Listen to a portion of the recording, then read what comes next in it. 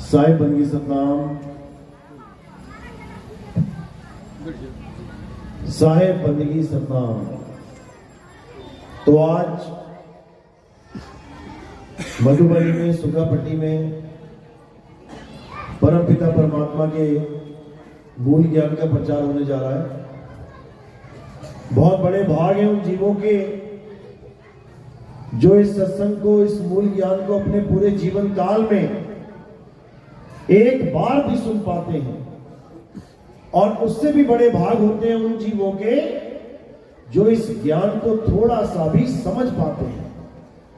क्योंकि सुनना बहुत आसान है, आए बैठे सुन के चले गए, लेकिन इस मूल ज्ञान को समझना बहुत मुश्किल है।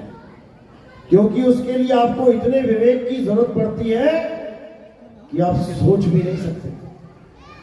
आपको पता ही नहीं लगेगा कि ये सत्संग जा कहां रहा है, बात चल कहां की रही है। इतना विवेक चाहिए आपको, और ये विवेक केवल मालिक की दया से मिलता है। परमात्मा की अपार कृपा होती है, तब जाके कोई विवेकी बन पाता है।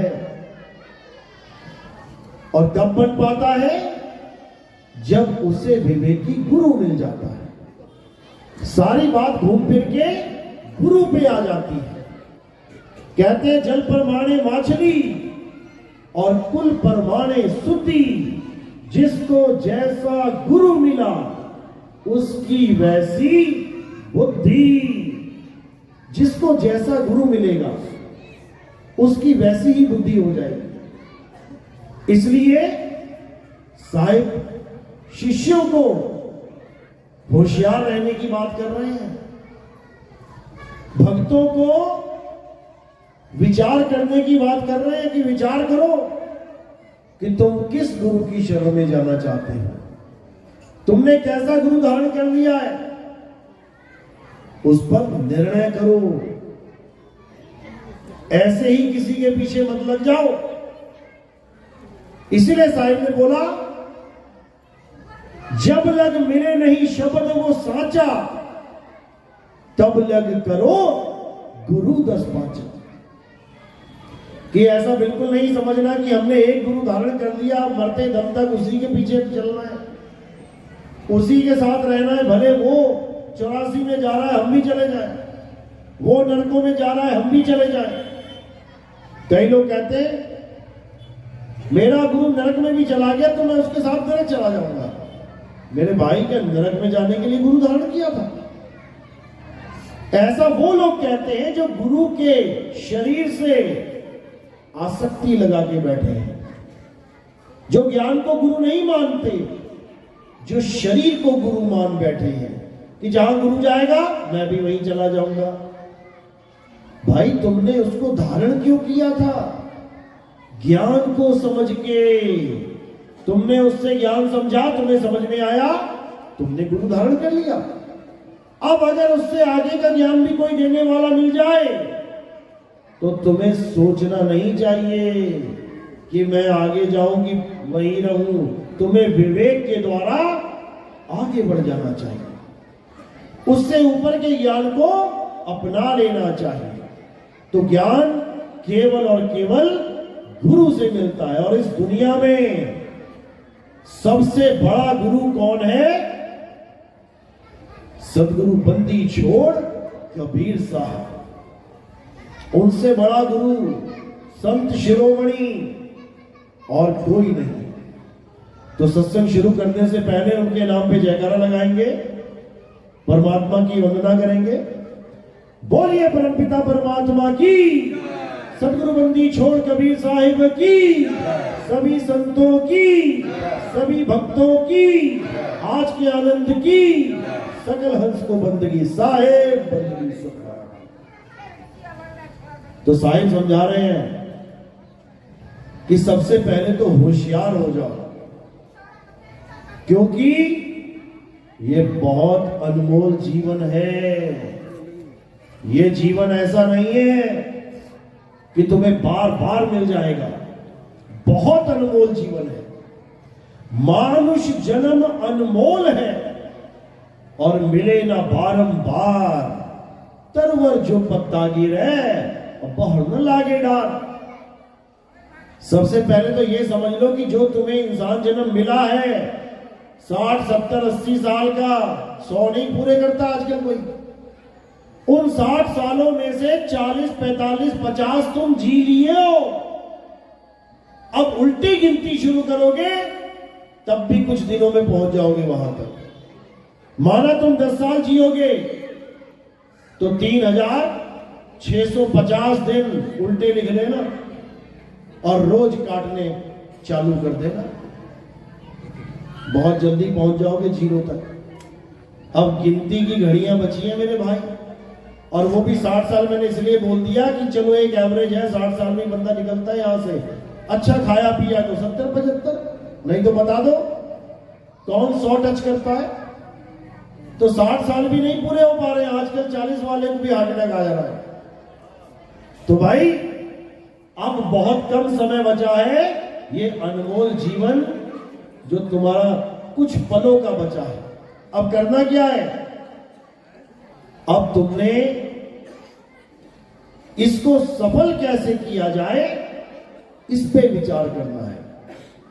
मकान बना लिया, दुकान बना लिया, बीवी बच्चे हो गए, घर बार खूब बना लिया, 1 माला 2 माला 10 माले बना लिए, एक खेत से 2, 2 से 4, 4 से 16 कर लिए। बहुत अच्छी बात है, बहुत अच्छी बात है कि तुम टेंशन फ्री हो गए कि मेरे बच्चों को भूखा नहीं मरना पड़ेगा, क्योंकि तुम परमात्मा से ज्यादा अपने ऊपर भरोसा करके बैठे हो कि मैं हूं तो मेरे बच्चे भूखे नहीं मरेंगे। वो तो बेकार है, उसको क्या पता कि भूख क्या होती है। वो थोड़ी नहीं रोटी देता, रोटी का इंतजाम तो तुम करने आए थे। अपने बच्चों का, अपने पोते का, अपने पड़पोते का, लगड़ पोते का, अकड़ पोते का, सबका तुम ही इंतजाम करने आए हो। सारी दुनिया की टेंशन तुम ही लेने आए हो। तो भाई इस भ्रम से बाहर निकल जाओ। अजगर करे ना चाकरी, पंछी करे ना काम, और दास मलूका कह गए सबके दाता राम। कौन सी टेंशन लेके बैठे हो तुम लोग? ऐसा हो जाएगा, वैसा हो जाएगा। भाई यहां पल का पता नहीं कैसा हो जाएगा। पूरी पूरी गाड़ी जाती है, शादियों में एक्सीडेंट होता है, दूल्हा भी चला जाता है, बाराती भी चले जाते हैं। किस गलत फहमी में जी रहे हो? ये इंसान जन्म केवल इसलिए मिला है कि ये इंसान जन्म सफल हो जाए, और सफल कैसे होगा ये भी नहीं पता किसी को। कुछ लोग सोच रहे हैं गुरु धारण कर लिया हो गया सफल। ऐसा नहीं है। गुरु धारण कर लिया इसका मतलब तुम ABCD सीखने लगे। अभी मंजिल बहुत दूर है, PhD तक पहुंचना है। तुम्हें तो यह भी नहीं पता कि मैंने गुरु कौन सा धारण कर लिया है। LKG का है, 5वीं का है, 10वीं का है, 12वीं का है, कौन सा है मेरा गुरु? हर गुरु को एक पलड़े में तोल दिया सबने कि निगुरा नहीं रहना है, गुरु बना ले। अरे कैसा भी बना ले। अच्छा डॉक्टर बनना है तुमने, कैसे भी स्कूल में एडमिशन ले लोगे, डॉक्टर बन जाओगे। इंजीनियर बनना है तुमने, कैसे भी कॉलेज में एडमिशन ले लोगे, इंजीनियर बन जाओगे। जब तुम्हें मुक्ति की बात समझ में आ गई है तो तुम्हें गुरु भी ऐसा धारण करना है जो मुक्ति का मतलब समझता हो। कम से कम मुक्ति है क्या, मुक्ति मिलेगी कैसे, मुक्ति चाहिए किससे, ये सारा भेद गुरु ही समझाता है। तब जाके समझ में आता है कि ये इंसान जन्म सफल कैसे होगा। सबसे पहले गुरु क्या करता है? सबसे पहले गुरु तुम्हारे कर्म साफ करता है।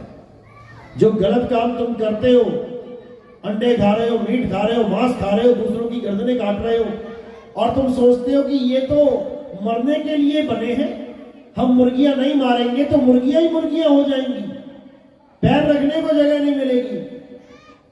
अरे मुर्गियां खत्म हो गई हैं, आलू गोभी की तरह उगानी पड़ रही है इंजेक्शन लगा लगा के। 6-6, 7-7 दिन में मुर्गे तैयार करने पड़ रहे हैं। तुमने इतने मुर्गे खा लिए, इतनी डिमांड आ गई मुर्गों की। समझो बात को, गर्दन काटोगे कटवानी पड़ेगी। ये मत समझना कि किसने देखा, जाऊंगा नदी में, गंगा नदी में छलांग मारूंगा, 2 बार घूमूंगा, गंगा का ही जल गंगा को समर्पित कर दूंगा और मेरी मुक्ति हो जाएगी, मेरे पाप कट जाएंगे। गंगा से पाप कट जाते हैं? किसको लगता है कट जाते हैं? हाथ खड़ा करो जरा। गंगा में नहाने से पाप कट जाते हैं? हाथ खड़ा करो।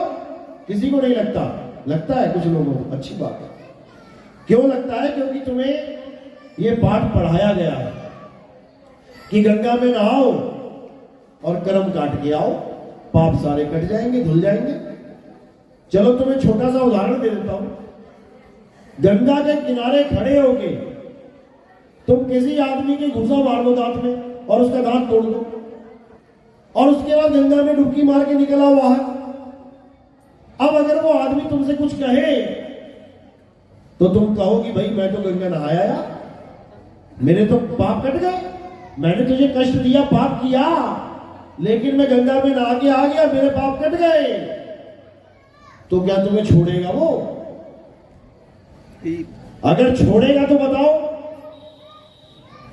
वो पकड़ के थाने ले जाएगा तुम्हें, और उसके बाद तुम्हें उल्टा करके जो वहां तुम्हारी खातिरदारी होगी वो तुम्हारी सजा होगी।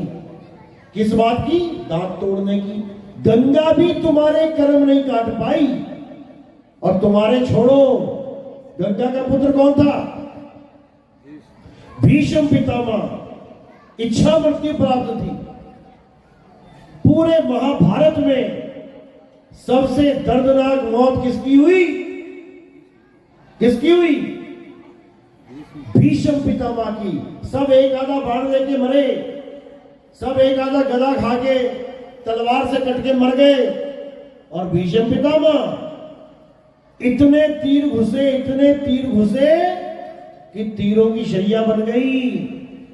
पूरी रात कराते रहे और ये सोचते रहे कि मैं गंगा पुत्र, मेरी मां स्वयं गंगा। मां ही सबसे ज्यादा बच्चे के कर्म काटती है। मां काट सकती है कर्म। कैसे? बच्चे ने 100 रुपए का नोट चोरी कर लिया पापा के पर्स से। अब पापा आया, उसने देखा 100 रुपए कहां गया, बच्चे पे शक गया। अब लाया डंडा, तो मां क्या कहती है? अरे मैंने तुम्हारे बटुए से 100 रुपए निकाल लिए थे। मां ने बच्चे के कर्म काट दिए। अब मार नहीं पड़ेगी। मां ऐसी होती है, बाप से बचाती है पिटने से। इसीलिए मां सबको अच्छी लगती है, और बाप के सामने 2 मिनट नहीं बैठ पाओगे। बाप अंदर, बेटा बाहर, बाप बाहर, बेटा अंदर। ऐसा भी चलता है कई जगह। तो मां ही है वो जो बच्चे के कर्म कुछ काट सकती है। तो गंगा मां ने अपने बेटे के कर्म काटे कि नहीं काटे? अभी लग जाएगा पता। अब शैया पे लेटे हैं और 100 जन्म पीछे देख रहे हैं कि मैंने ऐसा कोई काम किया ही नहीं जिसका फल मुझे इतना खतरनाक, इतना दर्दनाक मिले। 100 जन्म तक देख डाले दिव्य दृष्टि से। हार के कृष्ण जी को बुलाया, इधर आओ महाराज, आपकी दुनिया का ये कानून है कि जो करोगे सो भरोगे। अरे भाई, मैंने ऐसा कौन सा कर्म कर दिया जिसका मुझे ये दर्दनाक फल मिल रहा है? तो कृष्ण जी ने जान लिया कि इसने 100 जन्म देख लिए। तब उन्होंने क्या बोला कि 101वां जन्म देखिए। जब 101वां जन्म देखा तो क्या देखा कि राजा बनके रथ में बैठा है और सारथी घोड़े को लेके जा रहा है। घोड़ा एकदम रुक गया। भीष्म पितामह ने सोचा घोड़ा क्यों रुक गया भाई, क्या हो गया? जब सामने देखा तो सांप उतरे, अपनी तलवार से सांप को उठा के सड़क के किनारे फेंक दिया और चले गए। इतनी बात उनको दृष्टि में दिखाई दे रही है। अब पूछ रहे कृष्ण जी से, महाराज मैंने तो सांप को मारा भी नहीं, मैंने तो उसकी हत्या की नहीं, फिर मुझे ये पाप क्यों लगा, फिर मुझे ये दुख क्यों आया। तब उसको और दिव्य दृष्टि दी गई, क्योंकि उसके जाने के बाद जो वहां हुआ वो भी दिखा दिया गया। क्या देखा उसने? उसने देखा कि जब मैंने सांप को किनारे फेंका तो वो कटीली झाड़ियों में जाके गिरा और इतने कांटे चुभे, इतने कांटे चुभे, जैसे जैसे वो छूटने के लिए जोर लगाए कांटे और धंसते जाए। उस पाप का फल जो अनजाने में भी हुआ है भुगतना पड़ा, और वो भी उसने भुगता जो स्वयं गंगा मां का पुत्र था। जब अपने कर्म बेटे के नहीं काट पाई, वो भी 101 जन्म पुराने, तो तुम्हें क्या लगता है तुम जाके मार के छलांग बाहर निकल के आ जाओगे तुम्हारे कर्म कट जाएंगे? इस गलत फहमी से निकल जाओ और कर्मों पे ध्यान दो कि मेरी वजह से किसी को कोई कष्ट तो नहीं हो रहा।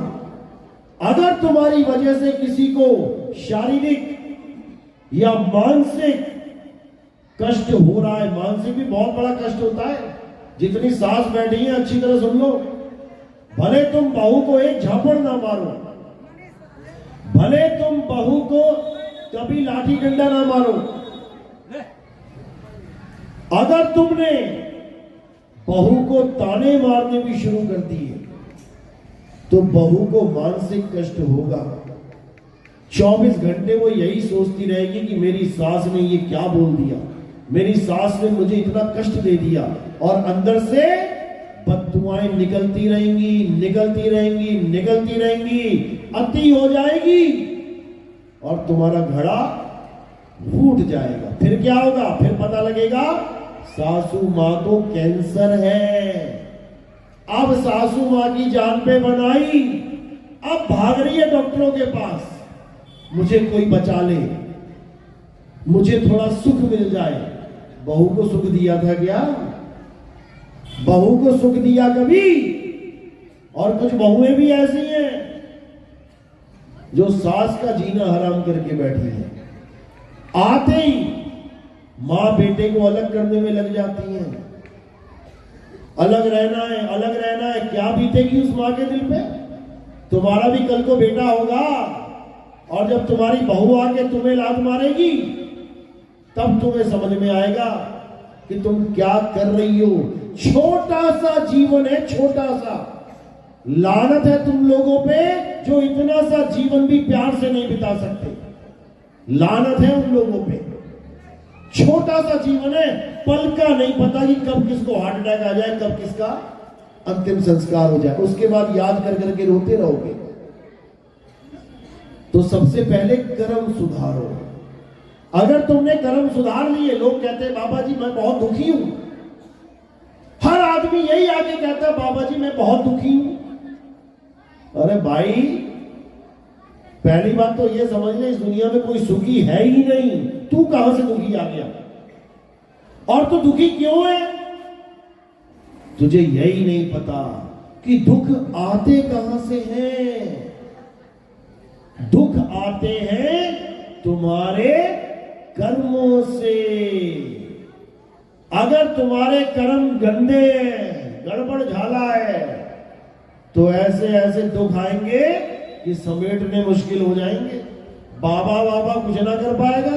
इस गलत फहमी में मत रहना कि बाबा जी सिर पे हाथ रख दो कष्ट कर जाएंगे। बाबा खुद बेचारा घर के कष्टों से हार मान के बाबा बना बैठा है। अपनी घरवाली ने दुखी कर दिया तो बाबा बने बैठे हैं लोग।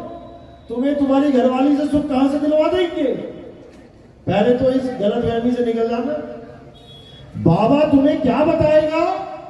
बाबा तुम्हें सुखी होने का रास्ता बताएगा। रास्ते पे चलना तुम्ही ने है, और सुखी होने का रास्ता केवल एक है। सामने दीवार है, तुम्हारे हाथ में गेंद है।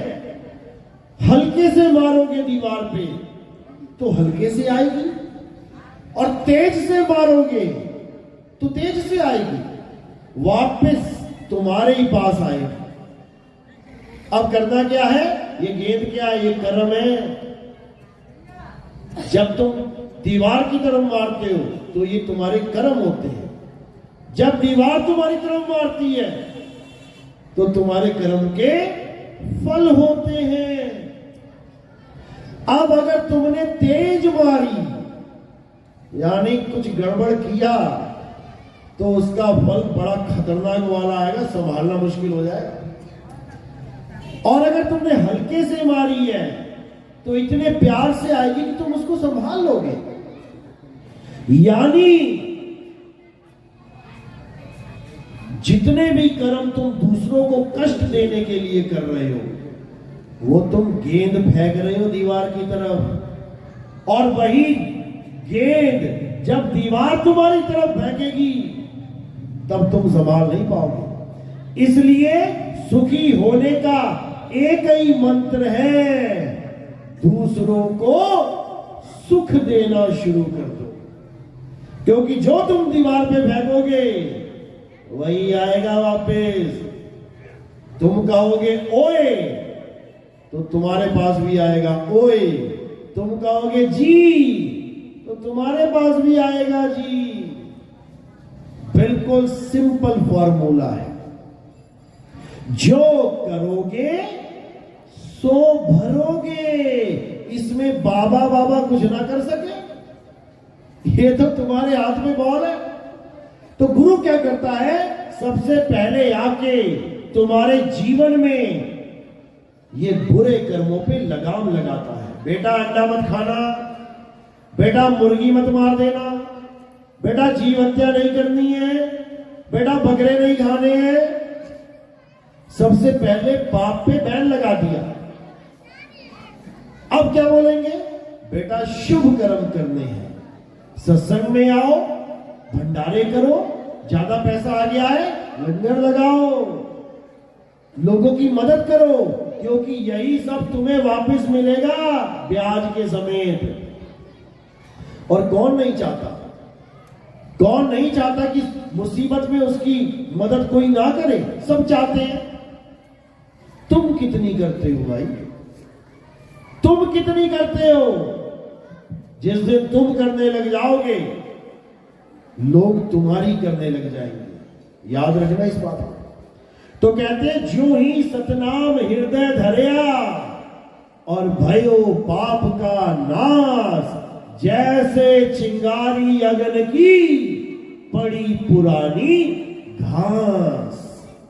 जो ही सतनाम हृदय धरया, जैसे ही तुमने गुरु धारण कर लिया, उसने सतनाम तुम्हें लखा दिया, अब तुम्हारे कर्म पुरानी घास की तरह जल जाएंगे। क्योंकि बड़े बड़े ऋषि मुनि अपने कर्म नहीं काट पाए। बड़े बड़े ऋषि मुनि छोड़ो, बड़े बड़े भगवान अपने कर्म नहीं काट पाए। राम जी को 14 साल का वनवास हुआ, अपनी स्त्री के लिए वन वन रोते हुए भटकते रहे। क्यों? पता है क्यों? क्या कारण था? लोग कहेंगे लीला थी। लीला नहीं थी, कर्म भोग थे। कौन सा ऐसा कर्म किया था जो अपनी बीवी के लिए 14 साल भटकना पड़ा? कौन सा कर्म था? नारद मुनि को भी भटकाया, उसको रुलाया, उसको तड़पाया एक स्त्री के लिए। नारद मुनि, जानते हो नारद मुनि को? नारायण नारायण, सबसे बड़ा भगत विष्णु जी का। एक दिन विष्णु जी के लोक में गया, वहां पे लक्ष्मी पैर दबा रही थी। पता नहीं क्या दिमाग में आया, बोल पड़ा एकदम, महाराज प्रभु आप भी माया से बच नहीं पाए। माया पैर दबा रही है ना, यानी आप भी स्त्री से बच नहीं पाए। अब विष्णु जी ने टेढ़ा होकर देखा कि ये क्या बोल रहा है। अब मन में घमंड आ रहा है कि देखो मेरे पास कोई स्त्री नहीं है, मैं तो माया से बच गया। अब लगा बातें करने वहां पे, महाराज मैं बचाऊं, देख लो आप भी फंस गए, प्रभु फंस गए और भगत बचा हुआ है। तो विष्णु जी कहते बिल्कुल सही बात है, जाओ अपने धाम को जाओ। जब अपने धाम को जाने लगा तो रास्ते में क्या देखता है, एक बड़ा सुंदर महल।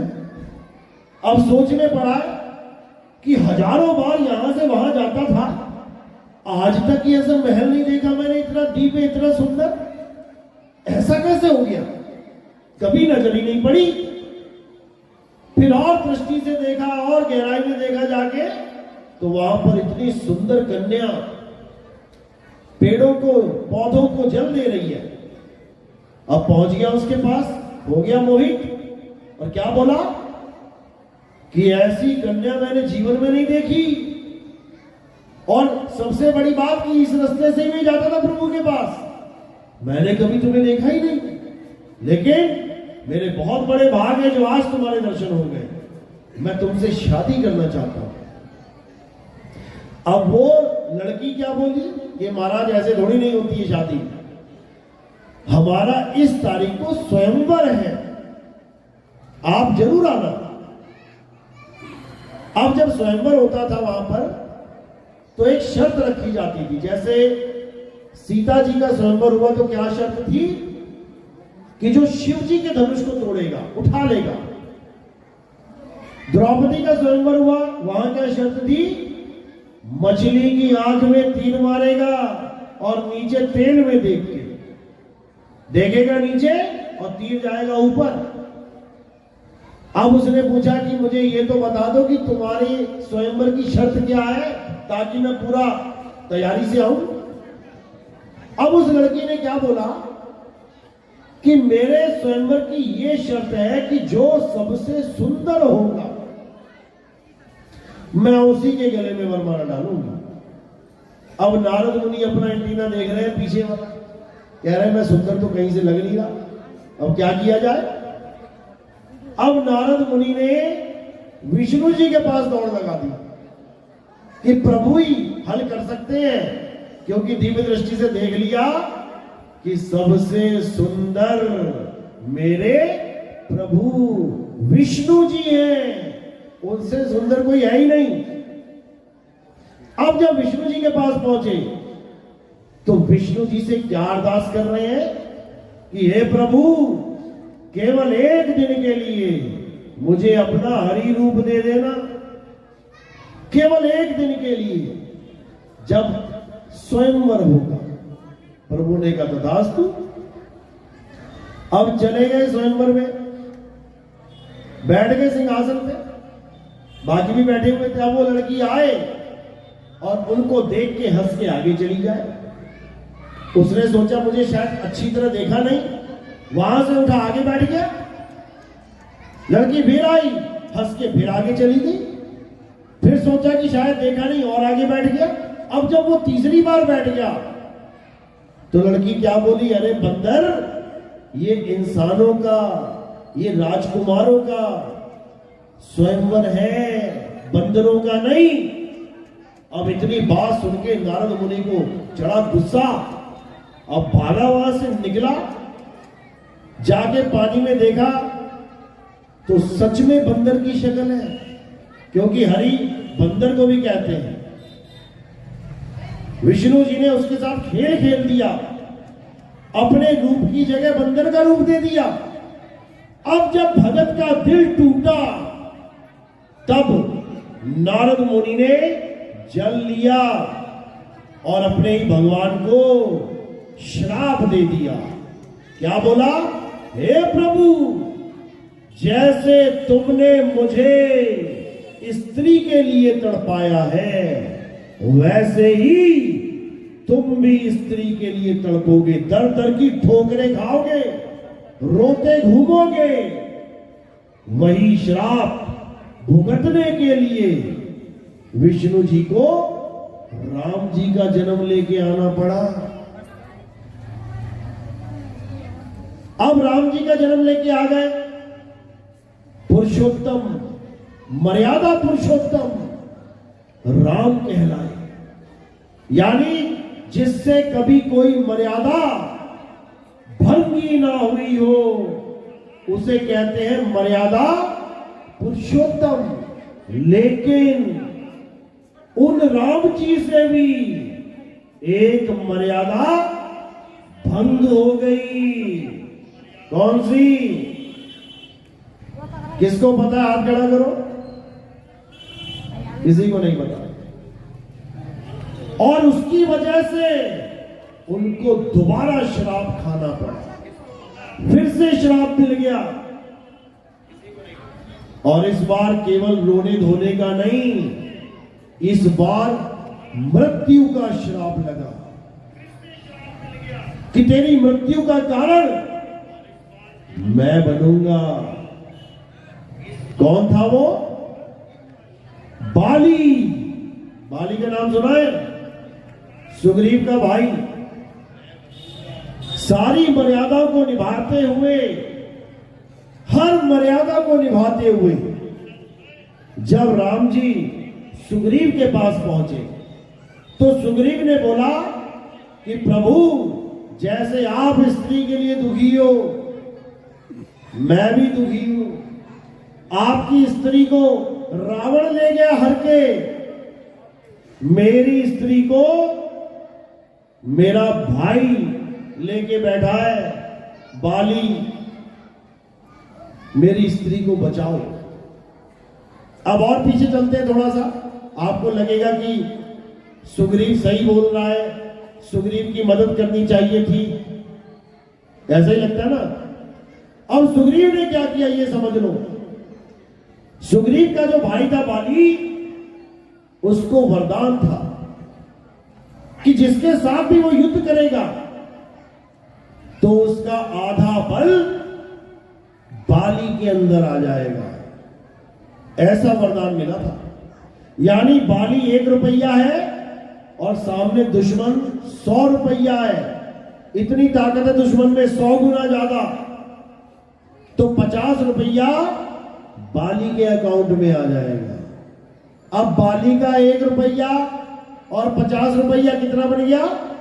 51, और सामने वाला रह गया 50। अब खूब मार खाएगा, 51 वाला खूब मारेगा उसे। अब सुग्रीव को यह पता भी था कि मेरा भाई किसी के साथ भी युद्ध करेगा तो वो जीतेगा, वरदान ही ऐसा है। अब एक बार राक्षस के साथ युद्ध हुआ बाली का, और बाली गुफा में चला गया राक्षस को मारने। 3 महीने तक युद्ध चलता रहा अंदर, सुग्रीव बाहर बैठा रहा। गुफा में से खून की धार निकली और सुग्रीव ने क्या सोचा कि लगता है भैया मारे गए, और जाकर अपने भाई के राज पे, राजगद्दी पे जाके बैठ गया। अच्छा किया या बुरा किया? अच्छा किया किसको लगता है? हाथ खड़ा करो। बुरा किया किसको लगा? हाथ खड़ा करो। ये विवेक है। जब खून की धार आई गई तो थोड़ी देर और इंतजार कर लेता, पता लग जाता कि कौन निकल रहा है बाहर।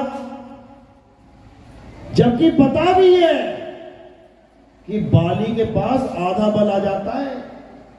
जिसको रावण रावण कहते हो, कहते शनि देव को उल्टा लटका दिया रावण ने। बड़ा बड़ा पराक्रमी था, ऐसा था वैसा था। बाली ने 6 महीना, कितने? 6 महीना उस रावण को अपनी कांध में दबा के रखा था, अपनी बाह में दबा के रखा उस रावण को 6 महीना। अगर एक बार रावण को पता लग जाता ना कि राम जी ने बाली को आदेश दिया है कि रावण को पकड़ के लेके आओ, पैर कांपने लग जाते उसके। इतना बड़ा युद्ध होता ही ना। लेकिन सुग्रीव ने अपने भाई को धोखा दिया और उसकी बीवी, उसका राज हथिया लिया। अब राम जी को जब ये स्टोरी पता लगी तो राम जी को उसका साथ देना चाहिए था या नहीं? भाई सुग्रीव ने गड़बड़ की है, भाई ने तो बड़ा प्यार किया। यहां तक कि जब राम जी के कहने पे सुग्रीव ने ललकारा बाली को, बाली ने आगे खूब पीटा अपने भाई को तब भी वो उसे जान से नहीं मारा। उसने मार सकता था क्योंकि आधा बल सुग्रीव का वाली में आ गया, पीट पीट के मार सकता था, लेकिन अपना भाई है, अपना खून है, छोड़ दिया कि जा मेरे भाई जा, मत इतनी मार खा, भाग जा। पता है ना ये बात? तो राम जी ने बिना निर्णय लिए कि सुग्रीव गलत है, सुग्रीव का साथ दे दिया और बाली को ललकारने के लिए बोल दिया, जा सुग्रीव ललकार उसको जाके, तुम दोनों युद्ध करना और मैं बाली का वध कर दूंगा। जब दोनों युद्ध करने लगे तो राम जी जब निशाना लगाने लगे तो समझ में ही ना आए कि वो बाली है या ये बाली है, क्योंकि दोनों भाई एक जैसे। खूब मारा बाली ने, खूब मारा, जान से नहीं मारा, छोड़ दिया और चला गया वापस।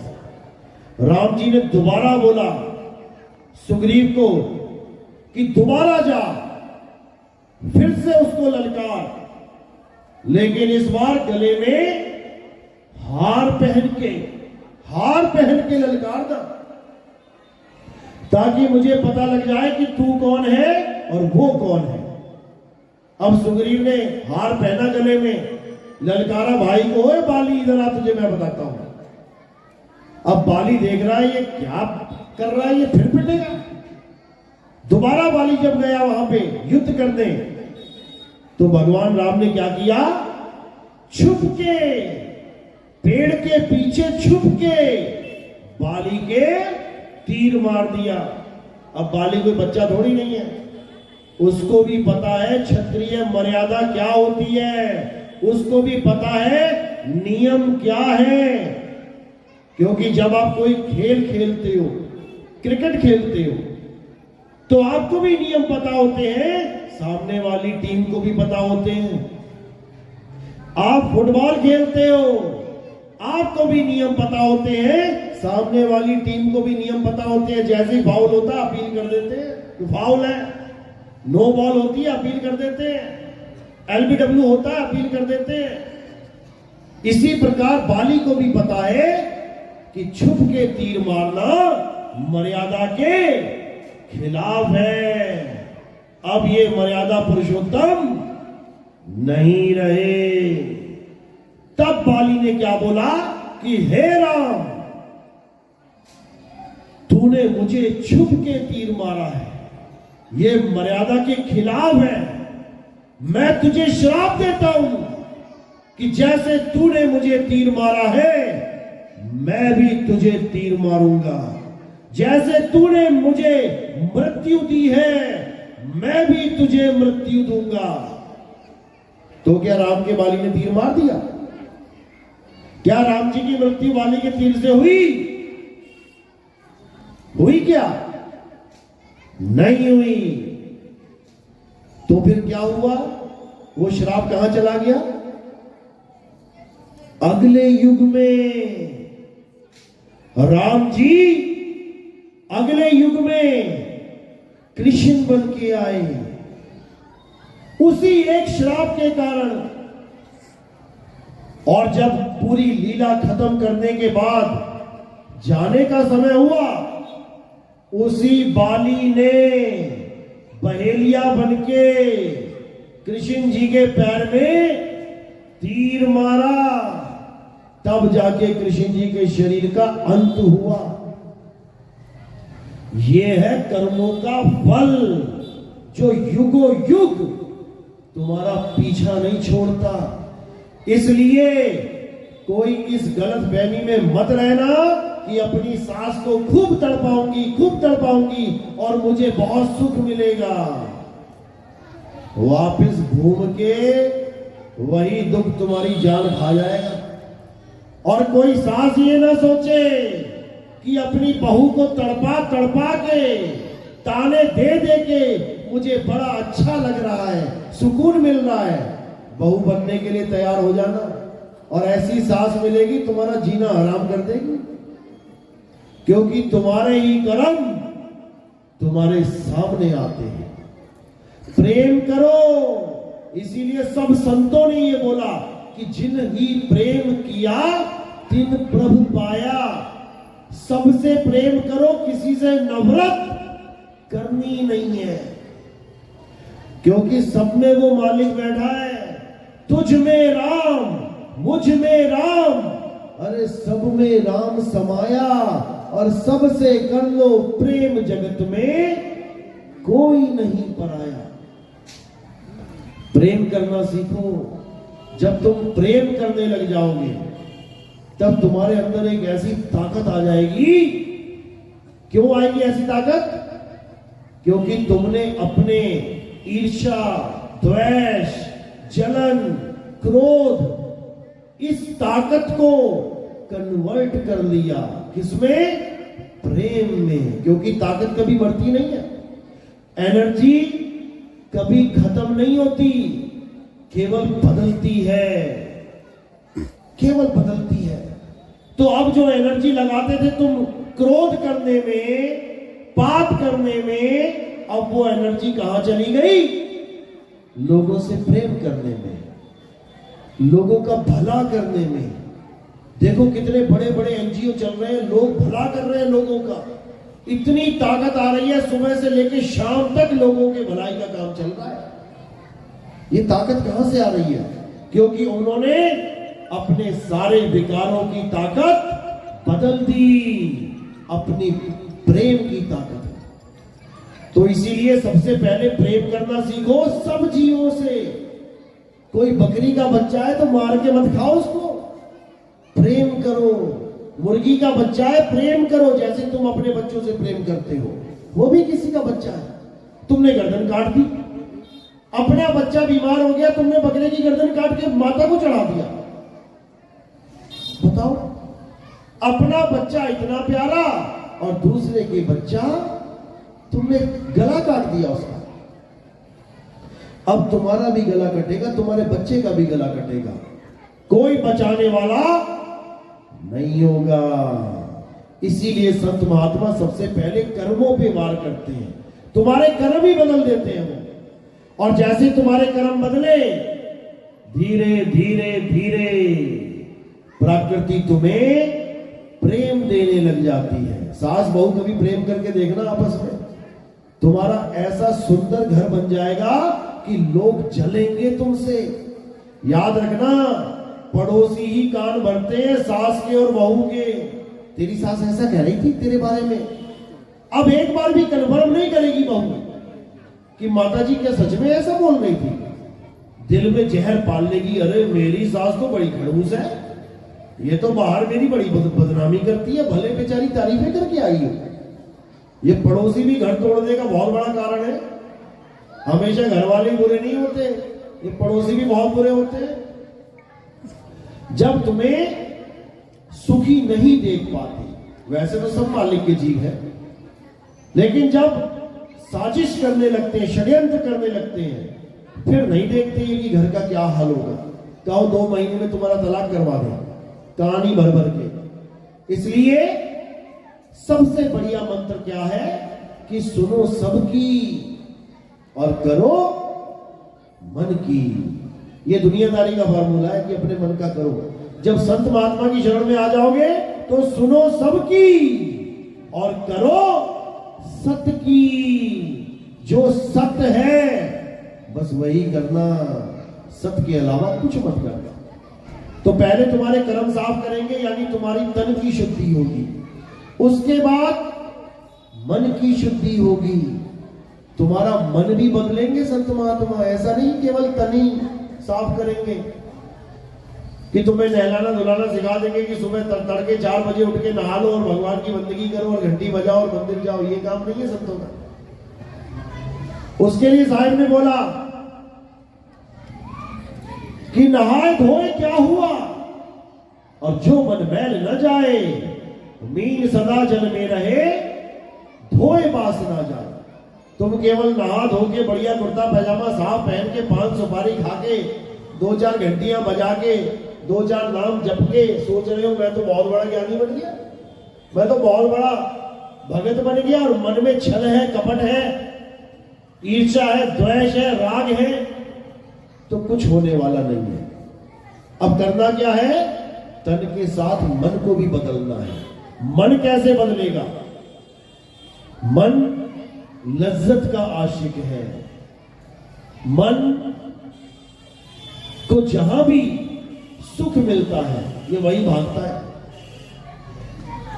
अब तुम्हारे पास दो प्रकार के सुख है, आनंद है,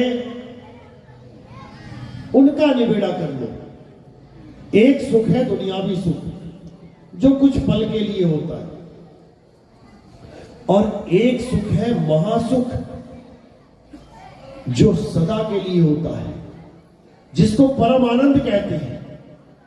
दुनियावी सुख थोड़े पल के लिए, 2 सेकंड, 5 सेकंड, 10 सेकंड, 1 दिन, 2 दिन, 10 दिन, 1 महीना, 2 महीना, 2 साल, कभी ना कभी खत्म होंगे।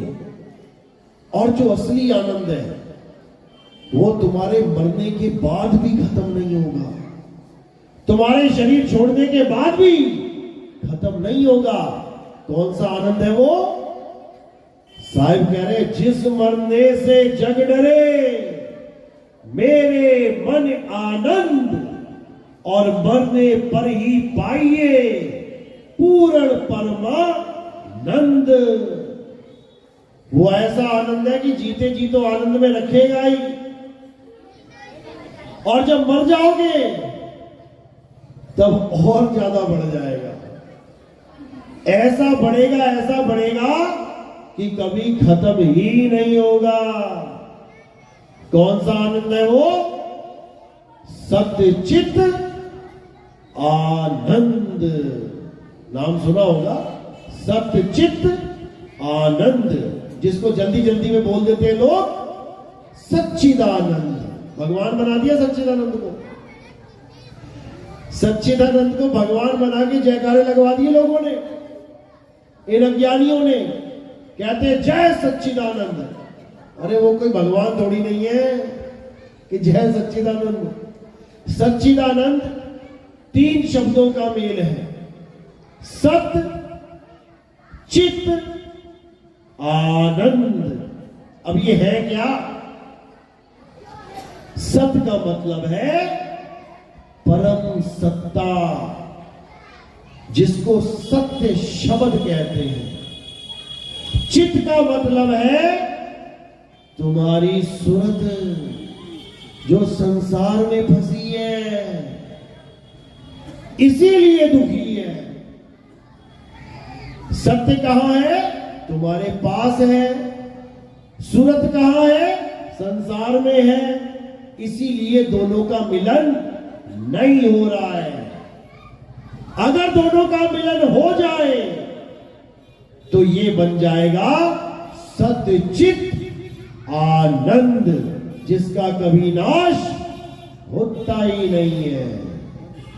तो सत्य तो अटल है और चित्त भटक रहा है, यानी सत्य तो अचल है, अडोल है, अबोल है, अकथ है, अकह है, अनाम है, और सुरता भटक रही है, फंसी हुई है। कहां पे? नाशवान संसार में। साहिब कह रहे सुरत फंसी संसार में, तासे पड़ गई दूर, सुरत बांध स्थिर करो, आठों पहर हुजूर। एक ही आदेश है बंदी छोड़ का। अगर तुम्हें समझ में आ जाए तो आठों पहर के लिए एक ही संदेश है। और क्या संदेश है? सुरत बांध स्थिर करो। कहां करो? कहां करो? कोई दीवार में एलईडी लगा देता है, लाल बत्ती देखते रहो, देखते रहो, देखते रहो, मिल गया परमात्मा। कोई त्रिकुटी में ध्यान लगवा देता है, अंधेरे में देखते रहो, देखते रहो, देखते रहो, थोड़ा प्रकाश आ गया, मिल गया परमात्मा। कोई श्वासों में ध्यान लगवा देता है, आती जाती श्वासों में ध्यान लगाते रहो, एक दिन श्वासा बंद हो जाएगी, मारे गए, मिल गया परमात्मा। कोई नाभि में ध्यान लगवा देता है, इन तत्वों में ध्यान नहीं लगाना, ये संसार का हिस्सा है और संसार में ही तो सूरत फंसी है। कहां लगाना है? नाम मंत्र में। राम राम जपना है क्या? ये भी 52 अक्षर है। सतकबीर सतकबीर करूं क्या? ये भी 52 अक्षर है। सतनाम सतनाम जपू क्या? ये भी 52 अक्षर है। ये सब 52 का जंजाल है जिसमें अधूरे गुरु तुम्हारी सूरत को फंसा देते हैं। 52 के जंजाल में फंस गया ये संसार। सिमरन 52 का करे, कैसे लागे पार। अगर तुमने कोई गुरु धारण किया है और उसने तुम्हें कोई मंत्र दिया है कि बेटा ये मंत्र जपना, 1 नाम, 2 नाम, 5 नाम, 7 नाम, 50 नाम, तुम्हारी मुक्ति हो जाएगी। हो जाएगी क्या? किसी की नहीं होगी। किस किस को गुरुजी ने नाम दिए जपने के लिए? हाथ खड़े करो। नाम ही नहीं दिया। किस किसने गुरु धारण किया? हाथ खड़ा करो जरा। जिसने गुरु धारण किए सच्चे मन से, बहुत अच्छी बात है। कम से कम 20% लोगों ने गुरु धारण किया है। जिसने कभी कोई गुरु नहीं बनाया वो हाथ खड़े करो। कभी गुरु नहीं बनाया। झूठ बोल रहे हो तुम लोग। हाथ ही नहीं खड़े किए, ना गुरु वालों में ना गुरु वालों नाम में।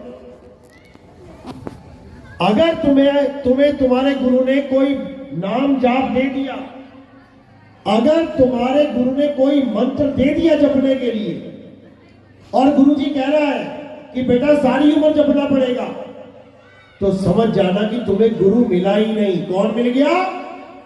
गुरुआ। नाम सुना है गुरुआ? किसने सुना? हाथ खड़ा करो।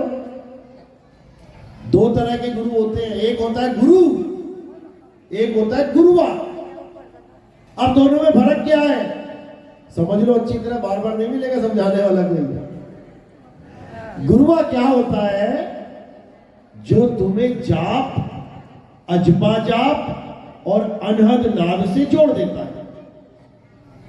कल के सत्संग में मैंने समझाया था, जाप, अजपा, अनहद यानी जाप यानी मंत्रों के जाप। राम राम राम राम राम राम राम राम, अल्लाहु अल्लाहु अल्लाहु अल्लाहु, वाहेगुरु वाहेगुरु वाहेगुरु वाहेगुरु, कबीर कबीर कबीर, सतनाम सतनाम सतनाम। कोई भी नाम जो जीव के द्वारा बोला जा रहा है, अगर वो नाम तुम्हें तुम्हारे गुरु ने दे दिया तो गुरु भी गया 84 और चेला भी गया 84। क्या बोला साहब ने? घर घर मंत्र देत फिरत है, माया के अभिमाना, गुरुआ सहित शिष्य सब बूढ़े, अंतकाल पछताना, साधो देखो ये जग बौराना। जो गुरु तुम्हें जपने वाला नाम दे दे, चाहे 1 नाम दे दे, चाहे 2 दे दे, 5 दे दे, 50 दे दे, उसने तुम्हें फंसा दिया। साहब कहते, कोटि नाम संसार में, इनसे मुक्ति ना होए, अरे गुपत नाम सतपुरुष का, पूज्य बिरला कोई। वो नाम जपा नहीं जाता, पूछा जाता है। वो है सतनाम जो पूछा जाता है। सत्य नाम है सार, पूछो संत विवेक करी और उतरो भवजल पार। सतगुरु का उपदेश यही। जपना नहीं है कि गुरुजी ने नाम दे दिया, तुम बैठे हुए ध्यान लगा के नाम जप रहे हो, बर्बाद हो जाओगे। अब दूसरा गुरु कौन है? जो श्वासों का जपा जाप दे देता है। सोहम सोहम ओहम कोहम वोहम। जिसने तुम्हें सांसों के साथ जोड़ दिया, तुम्हारा जन्म बर्बाद कर दिया उसने। कबीर साहब कहते जो श्वासा संग करे पयाना, पांच तत्व में जाए समाना। जो श्वासों के साथ जुड़ के इस काया का त्याग करते हैं वो फिर गर्भ जून में चले जाते हैं। अब तीसरे प्रकार का गुरुआ कौन है? जो तुम्हें अनहद नाद से जोड़ देता है। वो क्या है? कानों में अंगूठे दे देगा, कानों में उंगलियां डालो और आवाज को सुनो। बर्बाद कर दिया, शिष्य का जीवन बर्बाद कर दिया। साहिब कहते आंख न मूंदो, आंख बंद करके यहां ध्यान लगाते हो ना त्रिकुटी में, ये अज्ञान है, छोड़ दो। साहिब कह रहे आंख न मूंदो, कान न रूंदो, तनिक कष्ट मत धारो, खुले नयन पहचानो हंस हंस, सुंदर रूप निहारो।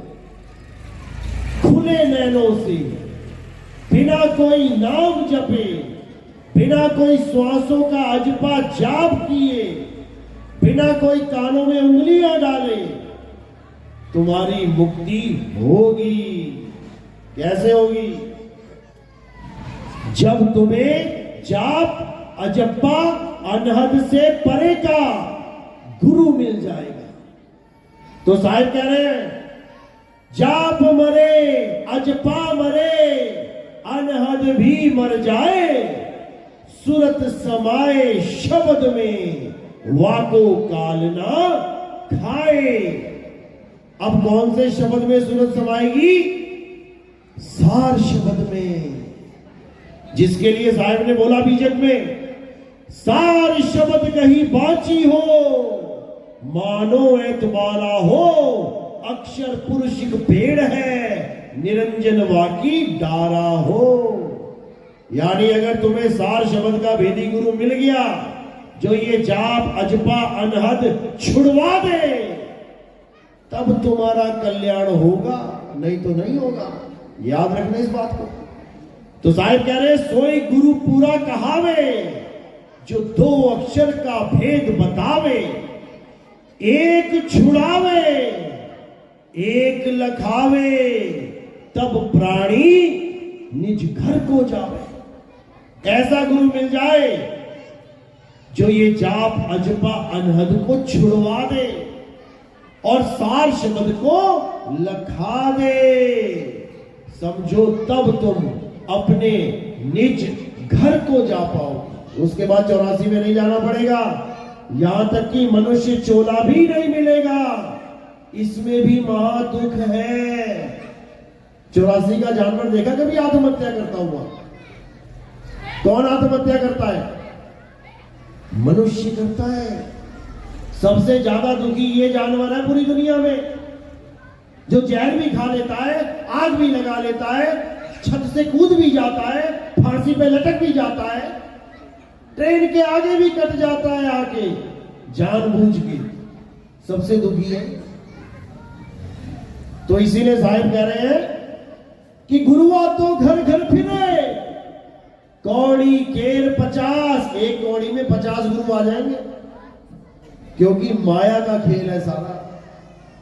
अरे गुरुआ तो घर घर फिरे, कौड़ी केर 50, अपने रूप की खबर नहीं और शिष्य करण की आस।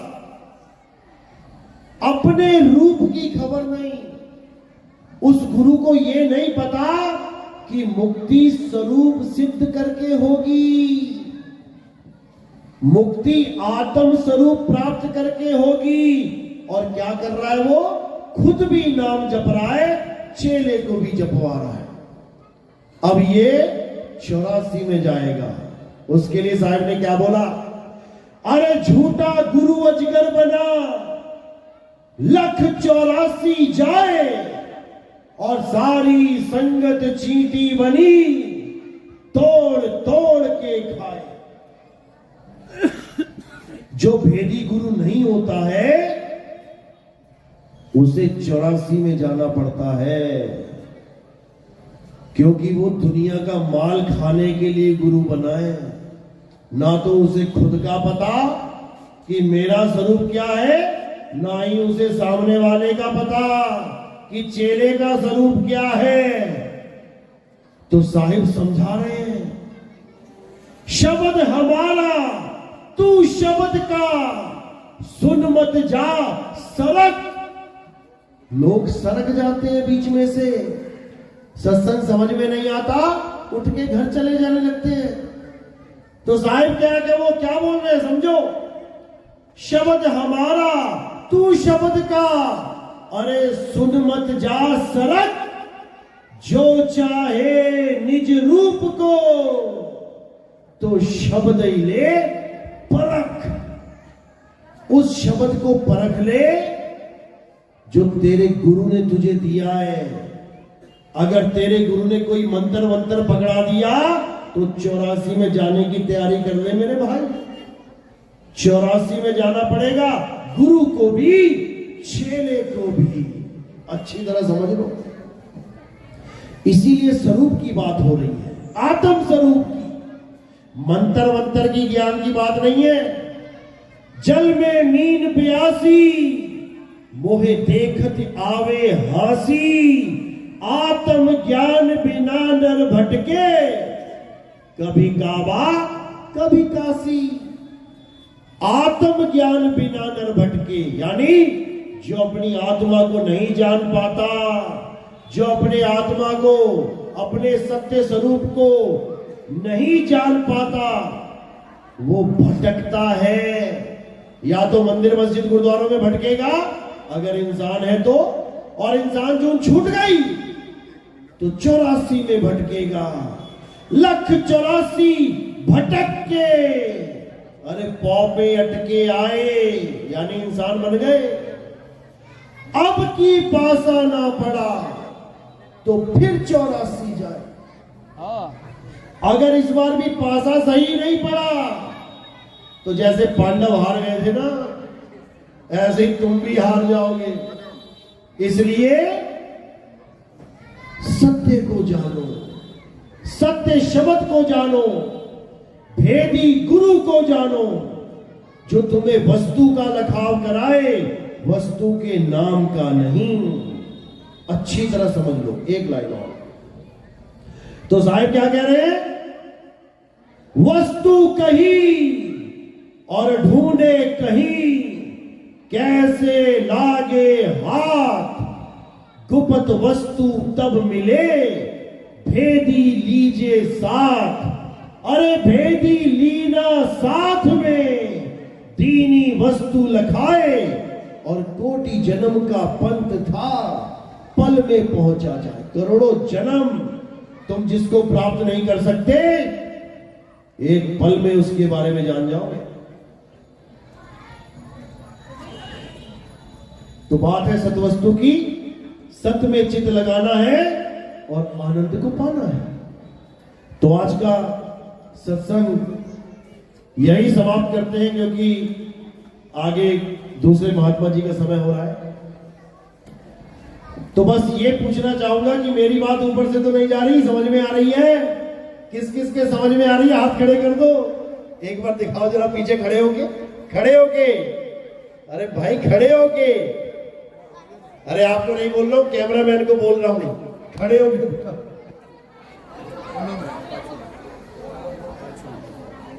कैमरे में देखो क्या दिख रहा है। एक बार फिर से हाथ खड़े करो, किस किस को समझ में आया? बहुत अच्छी बात है, क्योंकि संतों का आना तब सफल होता है जब बात समझ में आ जाए। आदि नाम हम भाग सुनाया, और मूर्ख जीव समझ नहीं पाया। लेकिन यहां सब ज्ञानी है भाई, यहां कोई मूर्ख नहीं है। बड़ी खुशी हुई, और आज का सत्संग यही समाप्त करते हैं। और अगला सत्संग हमारा कल खगड़िया में है। जो लाइव देख रहे हैं हमारे सत्संग को, जो भी खगड़िया में आना चाहता है वो खगड़िया पहुंचे और मुझे फोन करके एड्रेस दे सकता है। खगड़िया के बाद हमारा सत्संग सीतामढ़ी में है, उसके बाद छपरा में है, उसके बाद सीवान में है, फिर छपरा में है, और उसके बाद पूरा मैंने YouTube पे दे रखा है जहां हमारे प्रोग्राम है, क्योंकि हमारे कम से कम 100 प्रोग्राम पहले बुक हो जाते हैं। उसकी पूरी लिस्ट मैं YouTube पे दे देता हूं। जो भी हमारे प्रोग्राम अटेंड करना चाहता है वो हमारे YouTube पे अच्छी तरह समझ सकता है, देख सकता है। हमारे YouTube का चैनल का नाम है कहत कबीर सुनो भाई साधो नितिन दास। आपने YouTube पे लिखना है कहत कबीर सुनो भाई साधो नितिन दास, कबीर साहब की पीली सी फोटो आ जाएगी, आप उसको सब्सक्राइब कीजिए। या फिर आप लिख सकते हैं नितिन दास के सत्संग। आपको YouTube में साधना चैनल के प्रोग्राम है और भी बहुत से चैनलों के प्रोग्राम है, ईश्वर टीवी के प्रोग्राम है, वो सारे आ जाएंगे। तो आज का सत्संग यही समाप्त करते हैं। अब एक जयकारा लगाएंगे मालिक के नाम पे, और बढ़िया जयकारा लगाएंगे क्योंकि उम्मीद है खा पी के आए आप लोग। बोलिए परम पिता परमात्मा की, सतगुरु बंदी छोड़ कबीर साहिब की, सभी संतों की, सभी भक्तों की, आज के आनंद की, सकल हंस को बंदगी साहेब बंदगी सतराम सतराम सतराम। बहुत बहुत धन्यवाद। अभी हमारे बीच परम पूज्य महान संत प्रवर संत